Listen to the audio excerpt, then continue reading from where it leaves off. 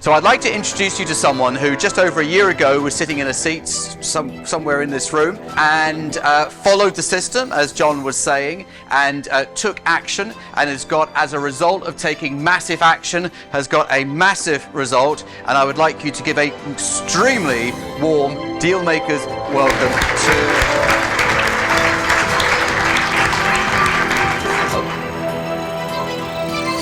Let's go back to that boat party that we did last summer, and you just started on the Dealmakers journey then. Yeah.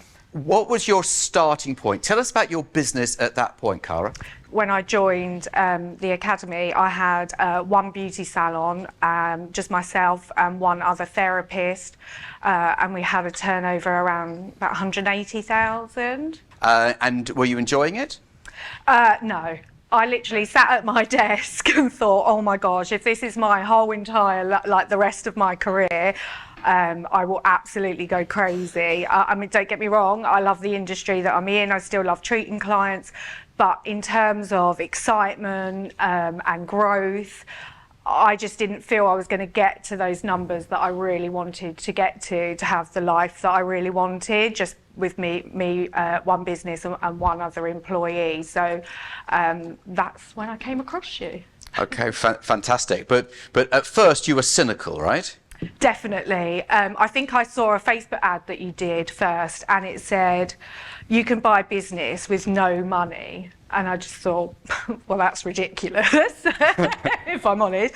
And then from then, I think I saw your ad a few times and then decided to click to join the webinar. And I didn't even join the webinar on day one. I actually joined the webinar day 2. Okay, so you joined on day 2. What happened next? I watched your video, I think, or the webinar for, I think it was about 15-20 minutes, and my son was with me in the kitchen, and he's 20, so I turned to him and went, I've got to join this. Whatever this is, whatever's going to be on offer at the end, I've got to join it. Yeah, literally, when you got to the end, I was like, I'm signing up. Okay, so you'd made the investment, you now wanted to get your return. Yes. So you came along, you got familiar with the process. What was the next step that you took? So after that, I didn't tell my husband either that I'd made this investment. So I had to make it work. So that put a little bit of pressure on, which was good. I literally watched your videos. I then went out to a data source company to get the data of all the names and addresses, etc., of the salons and the area that I wanted to work on. And then within about a week or two, I got out I was doing 200 letters a week. And then within about a week, I had 5 or 6 phone calls in that first week. In the first week, yeah. Okay. And how did those go? Because typically what happens, the first handful of phone calls are the ones where you look back and you know it was a bit iffy, you missed out a lot of the questions, one of you talked too much and it didn't go great. And how would you characterize your first few calls? The first few I had no idea. Like, I was literally so nervous. I was like, oh God, I could have done this better. And again, it was just going back, watching the videos and keep practicing. I just kept practicing. But actually, out of those 6 calls that I had, 3 of those deals did go across the line. So out of that first 6. Okay, so with the benefit of hindsight and more experience, looking back, what would you say was the reason why 3 out of those 6 turned into deals? By following the process, following what you said, keep practicing. That is the thing. You've got to, like anything, in the beginning, we're not very good at it until we keep practicing and practicing and practicing until you get really good at it. And still learning more techniques today. Well, this is the thing, you never stop, right? Never stop learning. So, okay, that's interesting. So tell us about the very first deal, because the first deal is the one where the learning curve is the steepest. Yeah, my first deal, it was a husband and wife. The wife was the therapist and the husband kind of done the financial side of it, I would say. So it was kind of him that I was communicating with the most, and we were at loggerheads at the start, because he wouldn't tell me what he wanted, and I wasn't going to tell him what I was prepared to pay. Well, so we literally had that awkwardness across the table. So earlier on this morning, before you arrived, Yeah. we had a similar conversation about you never make an offer. So this is a great example of what we were talking about earlier. Yeah, definitely. So we literally just sat there staring at each other, and it was incredibly uncomfortable. It was really awful. And I just literally remember you saying, go as if you're going to go, like, get up. And that's what I did. I said, okay, if we can't agree, I'll go, and when you're ready, then we can come back and talk. And literally, as I got up, he told me the figure that he wanted. Well done. You broke him. I broke him. He was devastated.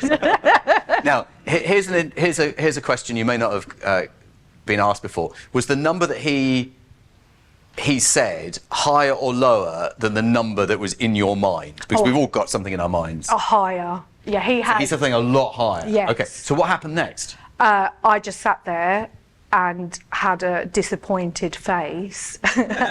And I just said, no, I just said my accountant just wouldn't let me buy it for that figure. Like, it's just too high. Okay, so learning point here, deferral to a higher authority. You're watching this because you're interested in buying a business. So get my business buying toolkit free of charge. 17 downloads, videos, reports, and my books as well, completely free of charge. The link is right below. So how many meetings or discussions did it take for you to get to the price that you wanted? We agreed there and then. So we literally, thank you, we went backwards and forwards. Again, he was quite a tough cookie, so it was quite a hard first deal. It was difficult because he literally didn't want to back down, and I'm quite fiery, and I didn't want to back down either. So we was a bit backwards and forwards. I was probably there about 2 or 3 hours. Oh, so did it all in the one meeting? Did it all in the one meeting. So you reached the price. What happens next? So after we had agreed, we had set between us the completion date that we wanted to work to between us before we went to get solicitors and everything involved. We had agreed that. Yes. So that we could apply the pressure to get it done. Okay, and how far into the future was that? 6 weeks. Okay, that's fast. Was that a share purchase or asset purchase? It was a share purchase. Okay. So did you hit the 6 weeks or did it overrun? No, we did it within the 6 weeks. Amazing. It was very fast, but we all worked really hard together. I think that's the thing in the process is keeping that communication between you and the seller, and always having what you both want at the forefront of when you're working with a solicitor, that you two are always communicating. Yeah, brilliant. Really, really, that's a very, very good point, actually. So how did you what did you pay? How did you structure it? How did you finance it? So this deal, I didn't put any money down at all, literally nothing. And then I paid seller finance, and I didn't make the first payment on that deal until 90 days post completion. Oh, right. So nothing on day one? Absolutely nothing on day one. So first payment 90 days in. Okay. Now, some people will say that's a really tough sell to sell that to a seller. That's a big ask. I don't know how you did it in this occasion, but how did you do it? I literally had a look at the bank statements, had a look at the finances. There was cash left in the bank as well. I literally just said there's just no room for manoeuvre for me to be able to give you anything on day one. I don't, every deal is different, but for our industry, like I said, there was no assets and things to finance. So I knew that I couldn't get finance. So instead of making it a problem for you, which I hear a lot, oh, there's nothing to finance, it's my problem, I don't know how to do it. No, it's their problem. Not your problem. Make it their problem. It's their problem to solve, not your problem to figure out. I just want to do a quick fast forward to where you are now, because I didn't do that earlier. So you started off at about 180. Yes. And you just told me earlier that you're now nudging 2 million. Yeah.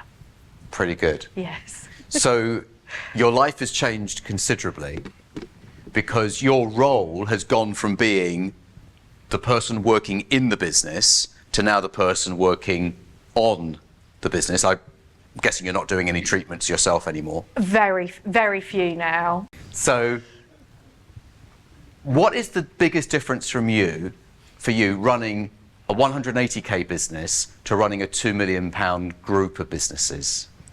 For also for the last sort of year, 18 months, and I think me personally, I'm going to talk about it from a personal point of view, going from a therapist with one member of staff to a team now, I think we've got over 26 staff, I thought, oh my God, how do I become a leader? Everyone's looking at me for answers and direction. And that has probably been the biggest change for me that I've had to have coaching for, to become a leader, get my mindset right, and equally learn how to build systems that allow you to have a peaceful life. So build those systems, get those people in the correct role to be able to focus on continuing the growth of the business. Yeah, because if you get dragged into the detail, you'll never have the headspace to be able to do another deal. Definitely, and there was a period of time when we had these deals going through. It was tough, you know. It's not an easy process. It's enjoyable. I enjoyed it. I think that was the difference. Although there were days when it was tough, it was enjoyable. What's changed, for example, around sales? Because you're going to have some of those. If the selling, if you like, is done by the managers, you're going to have some that are very adept at it and some that they're actually not interested at all in growing the business. So how have you dealt with that? So each of the salons we implemented managers. So with a lot of the acquisitions, they didn't actually have managers, which for me was great because it meant I could put my people in place. So each of them have got managers. I've got a sales and marketing team now who work at a central location. So we have continual ads running, emails going out, and I actually now have a team that phone to book those appointments. So as much as at a central level is what we've decided to do. Obviously with the therapist, they have to deliver the treatment. So I do spend a lot of time with the therapist getting them good at conversion, because one thing we did notice that when it went from me selling to them selling, there was a slight decline. So then I think sometimes we don't realise that till we look at the numbers. So I do spend my time with a therapist getting them to sell, but the initial, we have a centralised team who are specialists in sales and marketing. So biggest challenges for you putting those 7 businesses together or buying those 7 businesses? The biggest challenge has been myself, actually, and is learning to get my mindset right and learning new skills to be able to develop those businesses and take them to the next level. So I think that definitely I'd say the biggest challenge has been me. Although there have been those operational ones, I think it doesn't matter kind of what business or industry you go into, those operational things are there. But for me, in order to now take those clinics to the next level, it's been about investing that time in myself. So again, you told me just before we started, you've got a couple of other options, a couple of other deals lined up. So tell us a little bit about how they happened and the conversations you've had with them. Yeah, so I've got 3 at the moment going through. So the one that will complete at the end of December, and I went along to meet her, and I said to her, how did you find me? Because I haven't actually marketed in this area. And she said, a friend of hers had walked past the first salon that I bought, seen how we had rebranded it, refurbished it, and she said, whoever's done that is who you need to sell your business to. And then she found me on Facebook. So she obviously found my details and Company's House, and she found me on Facebook and sent me a Facebook message. So that's how that deal came about. Incredible, amazing. It's a success breeds success. It's a snowball effect. The more you do, the more you get out. Don't do anything, won't get any results. Do more, you get more. And then the other one that's going through at the moment, which will complete by the end of March, I literally got a phone call. I think he may have seen my profile on LinkedIn and said, "Oh, are you interested in buying a business in Hemel Hempstead?" So I quickly Googled where that was. Geography is not a strong point of mine, and realised it was about 20 minutes from the 2 clinics that I'm buying in St Albans. And I went, "Yeah, if you ping over your figures and they're good, we can definitely get together and get a deal." So we did. A few days later, we met in a pub and bashed out and both agreed on a deal. And so that will be 3 then in a completely new area, literally by there. And then you can start doing some letters and marketing in that area and start to expand in that area. And you mentioned LinkedIn. We were talking about LinkedIn this morning as well. So LinkedIn profile, get your profile up, because it's another way of finding deals. So if you were to share with everyone the sort of top lessons learnt from working with me now for a total of 18 months, what would you share with everyone? What would you say? Okay, so my advice in the beginning is definitely follow the process. So the pack that you give out with all your step by step is literally watch it beginning to end, and watch it again and watch it again and keep watching it and literally follow that process. It isn't difficult, but you have to follow that process. And that's everything that's in the members area. Yeah. Were there other 2 more? A couple of others. That's a great one. If that's the only one, that's still a good one. That was a big one for me, because everyone learns different. For me, I like someone just telling me. I like them saying, "This is what you've got to do, and if you do this, this will be the end result." So that's why I kind of took to that really well. Second thing I would say, mindset. You've got to get your mindset right. It is a tough process, but enjoyable, and you've got to enjoy it. Especially after the first one, I thought, oh my gosh, I now know that process. I now know it's not that bad, and I'm ready to do it again. And then it just became like drugs, the adrenaline. It was incredible. I loved it. The thrill that I got when those deals went through and I go and get those keys and then they're mine.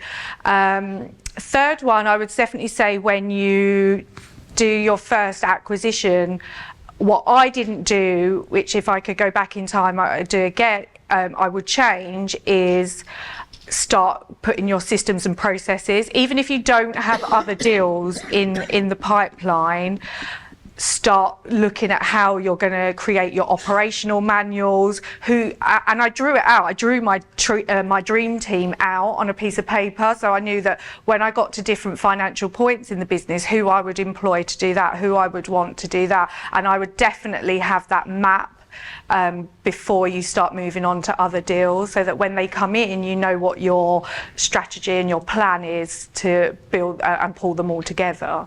Fantastic. So when are you going to stop? Or is there a clearly defined end point? No, and you know what, we say this, you ask me this every time, don't you? And I always say no, I don't know yet. I don't know. However, I have set probably an age point at which I want to either completely exit and have someone just purely running it, or whether I sell on. Or another option is my daughter, who's 17, has now got a bug for the industry. She's phenomenal, and she's obviously followed these journeys with me as well, so she loves how business works. So if she's good, by the time I hit 50, so I've got 8 years, I've got 3 options I would look at, but I definitely know that by the age of 50, I literally want to be on a beach somewhere. Don't blame me. So I think, though, if you've done what you've done in the last 18 months, another 8 years, I think you'd be sitting on a pretty substantial empire. So planning that outcome is a good way to go. And I personally don't think it's going to take 8 years. Could be on the beach in 3 years. Yeah, I'd accept that. If a good offer came along. What an amazing story. Thank you so much, because I know clearly you're very busy. Thank you for coming here to tell us. Let's give Cara a lovely round of applause. Thank you so much indeed. Thank you.